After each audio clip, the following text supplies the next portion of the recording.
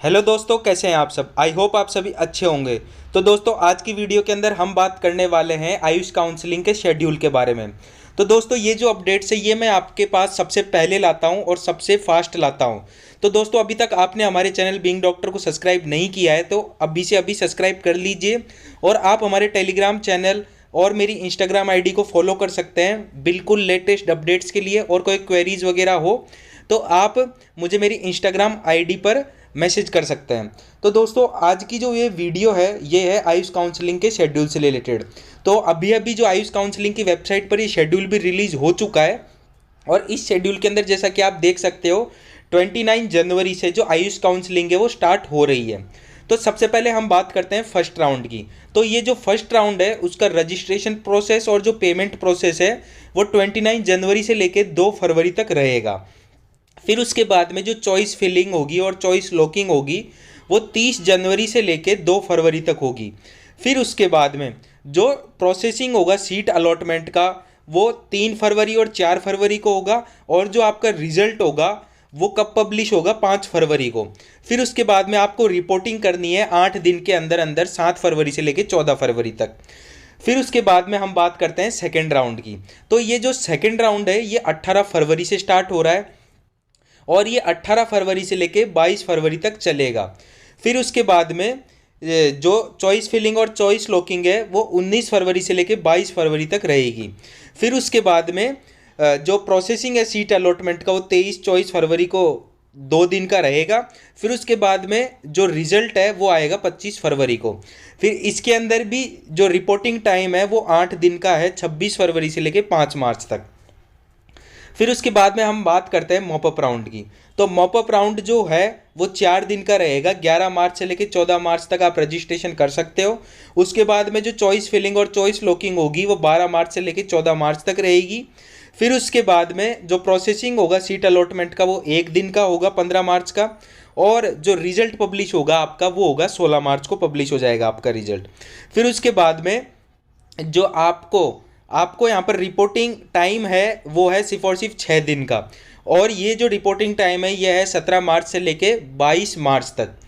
फिर उसके बाद में ये तीनों राउंड जब ख़त्म हो जाएंगे, first round, second round, third round, उसके बाद में स्टार्ट होगा फाइनल स्ट्रे वैकेंसी राउंड।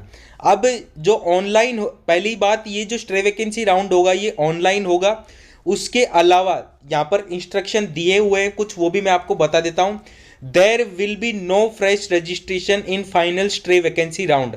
तो यहाँ पर यह कहा गया है कि यहाँ पर कोई भी रजिस्ट्रेशन नहीं होगा स्ट्रे वैकेंसी राउंड के अंदर।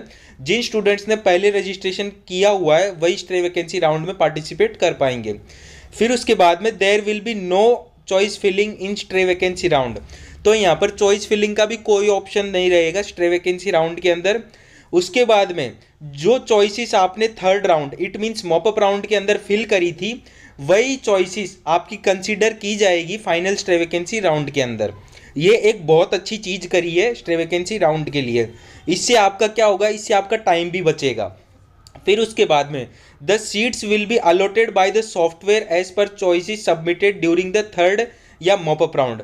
तो जो चॉइस फिलिंग आप थर्ड राउंड के अंदर करोगे उसके हिसाब से ही जो सॉफ्टवेयर होगा वो आपको मॉपअप राउंड के अंदर स्ट्रे वैकेंसी राउंड के अंदर आपका सीट अलॉट हो जाएगी। फिर उसके बाद में जो प्रोसेसिंग होगा सीट अलॉटमेंट का वो होगा 24 मार्च को, 1 दिन का रहेगा। और जो इसका रिजल्ट पब्लिश होगा वो होगा 25 मार्च को। फिर उसके बाद में आपको रिपोर्टिंग करनी है 6 दिन के अंदर अंदर, 26 मार्च से लेके 31 मार्च तक। फिर उसके बाद में यहाँ पर लास्ट में कहा गया है list of eligible candidates will be forwarded to deemed university for the conduction of stray vacancy round after 25 मार्च 2022। तो आप जो लिस्ट होगी एलिजिबल कैंडिडेट्स की वो फॉरवर्ड कर दी जाएगी यूनिवर्सिटीज़ को, जो स्टूडेंट्स एलिजिबल होंगे। फिर उसके बाद में conduction of stray vacancy round by the deemed university from 25 March two 31 मार्च। तो जो कंडक्शन होगा स्ट्रे वैकेंसी राउंड का डीम्ड यूनिवर्सिटीज़ का, वो 25 मार्च से लेके 31 मार्च तक होगा। तो गाइस अब ये तो बात हो गई शेड्यूल की। अब आप देख सकते हो यहाँ पर जो ये शेड्यूल बनाया गया है AA CCC के द्वारा, इस शेड्यूल के अंदर जो टाइम गैप है वो बहुत कम दिया गया है। ये जो आयुष मिनिस्ट्री है ये आपका टाइम सेव कर रही है, क्योंकि पहले ही काउंसलिंग बहुत ज़्यादा डिले हो चुकी है। तो ये लोग खुद नहीं चाहते हैं काउंसलिंग और ज़्यादा डिले हो।